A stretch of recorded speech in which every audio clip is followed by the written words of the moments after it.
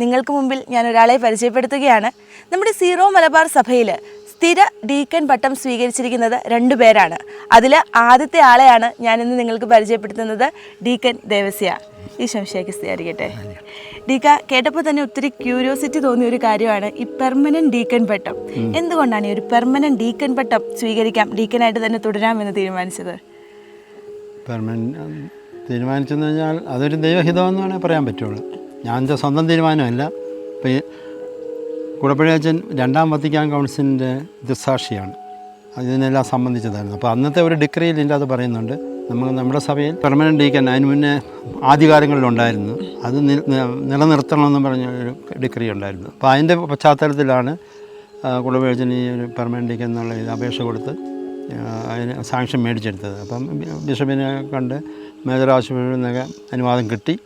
അങ്ങനെ അപ്പം അതിൻ്റെ മെയിൻ ഉദ്ദേശം എന്ന് വെച്ചാൽ നമ്മുടെ ഇവിടുത്തെ ശുശ്രൂഷ നേതൃത്വം കൊടുക്കാൻ വേണ്ടി, ലീഡ് ചെയ്യാൻ വേണ്ടി കൂടെയായിരുന്നു പെർമനൻ്റ് എന്നുള്ളത്. അപ്പോൾ ഈ ഒരു വിളിയിലേക്കുള്ള വരവ് അതെങ്ങനെയായിരുന്നു? അച്ഛൻ വഴിയാണോ ഈ ഒരു ദൈവ വിളിയിലേക്ക് എത്തുന്നത്?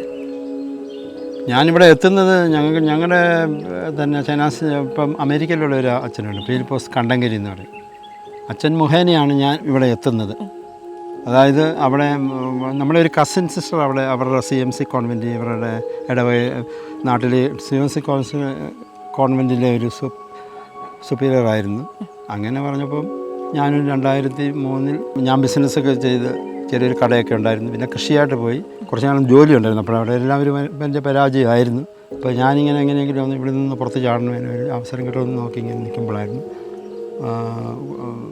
ആ കസിൻ വഴി, ആ അമ്മ വഴി, ഫിലിപ്പോസച്ചൻ വഴി കുടപ്പുഴയച്ചനും പോയി കാണാൻ പറഞ്ഞു. അപ്പം ഞാൻ 2003 ഓഗസ്റ്റിൽ പോയി കുടപ്പുഴയച്ചനപ്പം അവിടെ നോമിനേറ്റ് ചെയ്യായിരുന്നു കപ്പാട് സെൻറ്റ് തോമസ് ബെനഡിക്റ്റിൻ്റെ ആശ്രമത്തിൽ.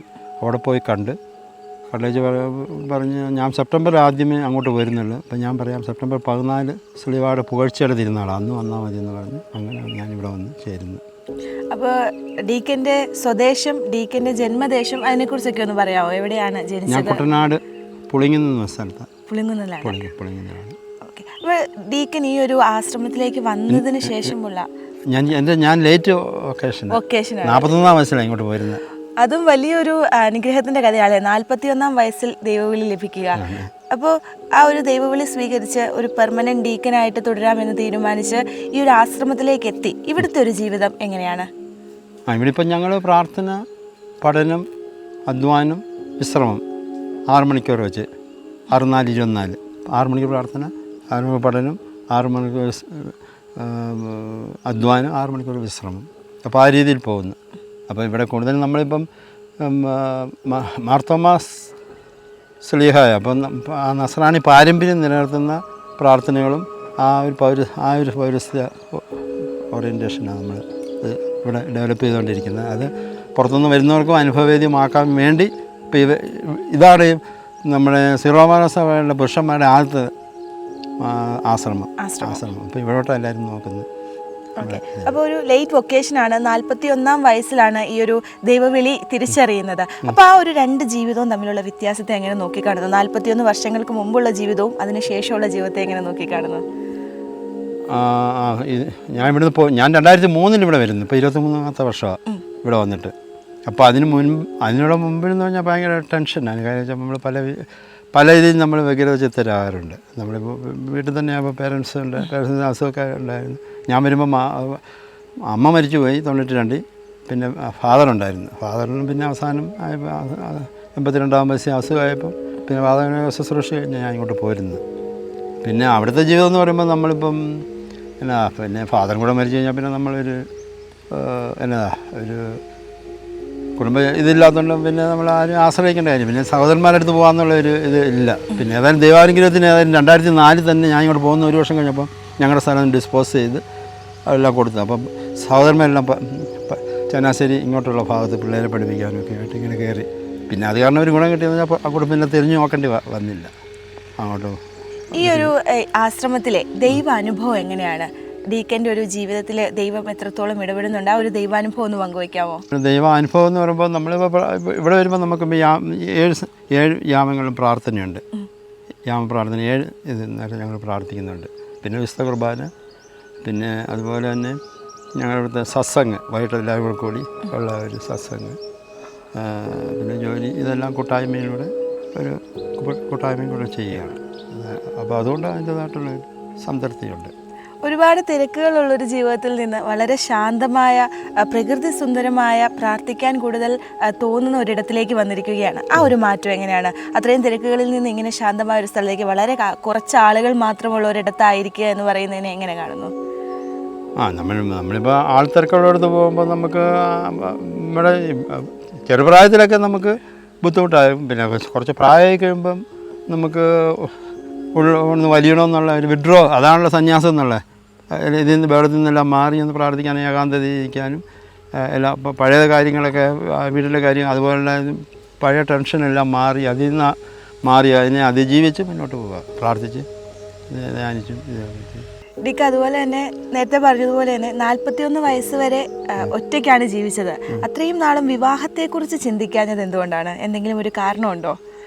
വിവാഹം ചിന്തിക്കാതിരുന്നിട്ട്, വിവാഹം ചിന്തിച്ചിട്ടുണ്ട്. വീട്ടുകാർ അവരിങ്ങനെ താല്പര്യപ്പെട്ട് വന്നിട്ടുണ്ട്. അപ്പോൾ ഞാൻ ജോലിയുള്ള സമയത്ത് തന്നെ 30 വയസ്സിന് മുന്നേ തന്നെ എനിക്ക് വിവാഹാലോചന വന്നതാണ്. പിന്നെ ആ ജോലി അങ്ങ് പോയി. അതോടുകൂടി പിന്നെ അത് നീണ്ടുപോയി. പിന്നെ അത് കഴിഞ്ഞപ്പോൾ പിന്നെ അപ്പോൾ എന്നെ ഇത് ആലോചിക്കുമ്പോൾ തന്നെ ഞങ്ങളുടെ 8 സഹോദരന്മാരും ഒരു സഹോദരിയായിരുന്നു. അപ്പോൾ എന്നെ കല്യാണം ആലോചിക്കുമ്പോൾ മൂത്ത ചേട്ടനും എൻ്റെ നേരെ മൂത്ത പെങ്ങളും മാത്രമേ കെട്ടിയുള്ളൂ. ബാക്കി ചേട്ടന്മാരെല്ലാം നിൽക്കുക. അതൊരു ദൈവത്തിൻ്റെ ഒരു പദ്ധതിയായിരുന്നു. ഇപ്പോൾ 3 ചേട്ടന്മാരെ കവർ ചെയ്ത് വേണം ഞാൻ കല്യാണം കഴിക്കാൻ, രണ്ടാമത്തെ 3ാമത്തെ ഇതൊക്കെ. അപ്പോൾ അതും ദൈവത്തിൻ്റെ പദ്ധതിയായിരുന്നു. അപ്പോൾ പിന്നെ ഞാൻ പറഞ്ഞു എനിക്ക് പോടണയൊന്നും വേണ്ട, ഞാനൊന്ന് സ്വന്തം കാലിലൊന്ന് നിന്നിട്ടൊക്കെ കല്യാണമൊക്കെ മതി. അത് കഴിഞ്ഞ് പിന്നെ ജോലിക്കും പോയി. പിന്നെ ഒരു ബേക്കറി പോലെ ഒരു കടയിട്ട് പിന്നെ കുറച്ച് നാൾ വീട്ടിൽ തന്നെ മാതാവൊക്കെ ശുശ്രൂഷ ചെയ്യുന്നപ്പോൾ കൃഷിയൊക്കെ നമ്മൾ തന്നെയാണ് കുറേയൊക്കെ ചെയ്ത് അങ്ങനെയൊക്കെ ചെയ്ത് അങ്ങനെ അങ്ങ് നീണ്ടുപോയത് 41 വരെ. അപ്പോൾ ആ ഒരു അത്രയും ഒരു സാഹചര്യങ്ങൾ അല്ലെങ്കിൽ ആ ഒരു കാലയളവ് ദൈവം ഒരുക്കിയതായിട്ട് ഇപ്പോൾ അനുഭവപ്പെടുന്നുണ്ടോ? ഉണ്ട്, അനുഭവപ്പെടുന്നുണ്ട്. ഡീക്ക, ഇവിടെ ഞങ്ങൾ എത്തിയപ്പോൾ പോലും ഞങ്ങൾക്ക് മനസ്സിനൊക്കെ ഭയങ്കര ഒരു സന്തോഷവും സമാധാനവും ഒക്കെ തരുന്ന ഒരു അറ്റ്മോസ്ഫിയറാണ് ഇവിടെ ഉള്ളത്. അപ്പോൾ ഈ ഒരു ആശ്രമ ജീവിതത്തെക്കുറിച്ച് ഡീക്കൻ എന്താണ് നമ്മുടെ മാക് ടിവിയുടെ പ്രേക്ഷകരോട് പറയാനുള്ളത്? എനിക്ക് പറയാനുള്ളതെന്ന് വെച്ചാൽ നമ്മുടെ സന്യാസ ജീവിതം, ഇങ്ങനത്തുള്ള ജീവിതം എന്ന് പറയുമ്പോൾ early to bed, early to rise, നേരത്തെ കിടക്കുക, നേരത്തെ ഉണരുക. അപ്പം ഈ നമ്മൾ വെളുപ്പിനെ ഞങ്ങളിപ്പോൾ ഇവിടെ എഴുന്നേൽക്കുന്നത്, ഞാൻ എഴുന്നേക്കും സ്വപ്പം നേരത്തെ എഴുന്നേക്കും. 3:30 തന്നെ ഞാൻ ഉണരും. 4:30 മണി അടിക്കുന്നെങ്കിലും ഞാൻ കുറേ നേരം, അപ്പോൾ അത്ര നേരം നമുക്ക് ഏകാന്തമായിട്ട് ഇരുന്ന് പ്രാർത്ഥിക്കുകയും ധ്യാനിക്കുകയും ഒക്കെ ചെയ്യാനുള്ള ഒരു അവസരം കൂടെ.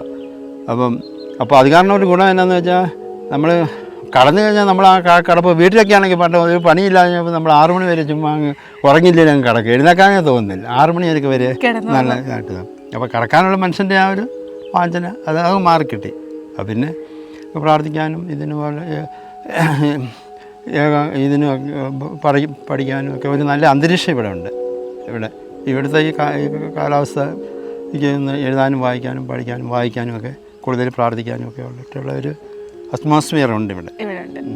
ഡീക്ക, ഇപ്പോൾ പലപ്പോഴും സന്യാസ ജീവിതം അല്ലെങ്കിൽ സന്യാസ ജീവിതമൊക്കെ തിരഞ്ഞെടുക്കുന്നു എന്ന് പറയുമ്പോൾ പലരുടെയും ഉള്ളിൽ തോന്നുന്ന ഒരു കാര്യമാണ്, ഇപ്പോൾ കുടുംബജീവിതം കുറച്ചുകൂടി ഉത്തരവാദിത്തങ്ങളുള്ള ഒരു ജീവിതമാണ്. അപ്പോൾ അത് തിരഞ്ഞെടുത്തു കഴിഞ്ഞാൽ കൂടുതൽ കാര്യങ്ങൾ ചെയ്യേണ്ടി വരും. സന്യാസമൊക്കെ ആണെങ്കിൽ കുറച്ചുകൂടെ പ്രാർത്ഥനയും ആത്മീയ ജീവിതവും ഒക്കെ ആയിട്ട് ഒതുങ്ങിക്കൂടാമല്ലോ എന്ന ചിന്ത പലരിലും ഉണ്ടാകാറുണ്ട്. അപ്പോൾ അതിനോടുള്ള ഡീക്കൻ്റെ ഒരു പ്രതികരണം എങ്ങനെയാണ്?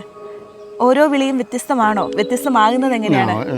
എല്ലാ വിളിക്കും അതിൻ്റെതായിട്ടുള്ള മഹാത്മ്യമുണ്ട്. ഞാൻ കുടുംബജീവിതത്തിൽ ഇത്ര നാൾ ജീവിച്ച കാരണം ആ കുടുംബജീവിതത്തിൻ്റെ മഹത്വം നമുക്കറിയാം.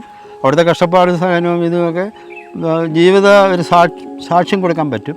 പക്ഷേ നമുക്കിവിടെ വരുമ്പോൾ നമുക്ക് അങ്ങനെയുള്ള സാക്ഷ്യം എന്ന് വെച്ചാൽ നമുക്കിവിടെ അകത്തുള്ളവരെ ആ സാക്ഷ്യം അറിയുന്നുള്ളൂ. പുറത്തുള്ളവർക്ക് നമ്മൾ വിമർശിക്കും എപ്പോഴും. ഇങ്ങനെ ഒരു ജീവിതം തിരഞ്ഞെടുത്ത്